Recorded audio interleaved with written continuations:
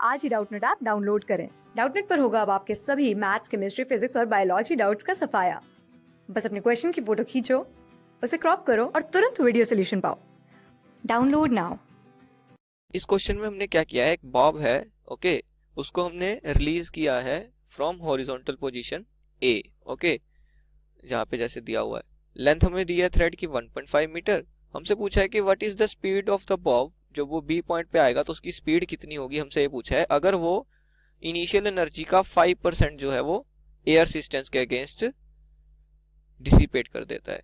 तो सबसे पहले तो अगर मैं बी पॉइंट पे मान लेता हूँ कि हाइट 0 है, रेफरेंस के लिए मान लेता हूँ कि हाइट 0 है, तो सॉल्व करता हूँ तो इनिशियली उसके पास एनर्जी कितनी थी, initially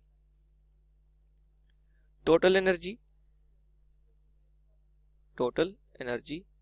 will be equal to, initially release किया है तो स्पीड तो 0 थी, तो काइनेटिक एनर्जी तो थी नहीं, सिर्फ पोटेंशियल एनर्जी थी। कितनी थी, एम जी एच। हाइट कितनी होगी, OB, right, OB is length of thread, so M G L, okay. So initially total energy कितनी थी, एम जी एल थी। अब उसमें से उसने क्या किया, 5% जो है वो लूज कर दी, तो एम जी एल का 5% कितना हो जाएगा, एम जी एल का 5% तो लूज कर दी, तो बची हुई कितनी होगी, बचेगी M G L minus M G L into 5%, right. So ये क्या आ जाएगा, total energy at point B आ जाएगी, राइट। बी पॉइंट पे टोटल एनर्जी कितनी बचेगी, एम जी एल, उसमें से उसने 5% लूज कर दिया, सो ये कितना आएगा, 20, M G L common into 1 minus 1/20, right. So ये कितना आ जाएगा, 19/20 times M G L, right. अब पूरे रास्ते में उसके ऊपर कौन कौन सी फोर्सेस लग रही होंगी, एक तो नीचे की तरफ ग्रेविटेशनल फोर्स, राइट, इस तरफ टेंशन की फोर्स, और एक पाथ के अपोजिट लग रही होगी air resistance, right. So let's say F of A. So air resistance की वजह से जो उसने एनर्जी लॉस्ट की वो तो हमें दे ही रखी थी, राइट। mg एक कंजर्वेटिव फोर्स है तो उसकी वजह से वो एनर्जी लूज करेगा नहीं, राइट। टोटल एनर्जी लूज नहीं होती कंजर्वेटिव फोर्सेस की वजह से।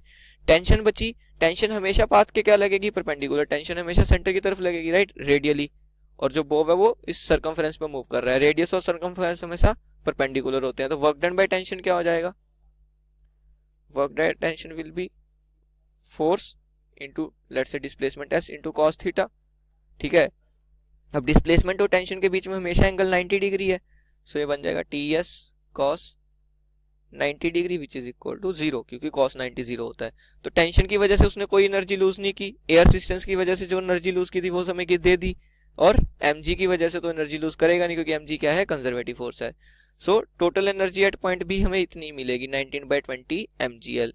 अब बी पॉइंट पे उसकी हाइट तो 0 है, तो बी पॉइंट पे उसके पास पोटेंशियल एनर्जी तो है नहीं, तो बी पॉइंट पे सिर्फ काइनेटिक एनर्जी क्या हो जाएगी, काइनेटिक एनर्जी एट बी ही क्या हो जाएगी, टोटल एनर्जी एट बी के इक्वल हो जाएगी, राइट।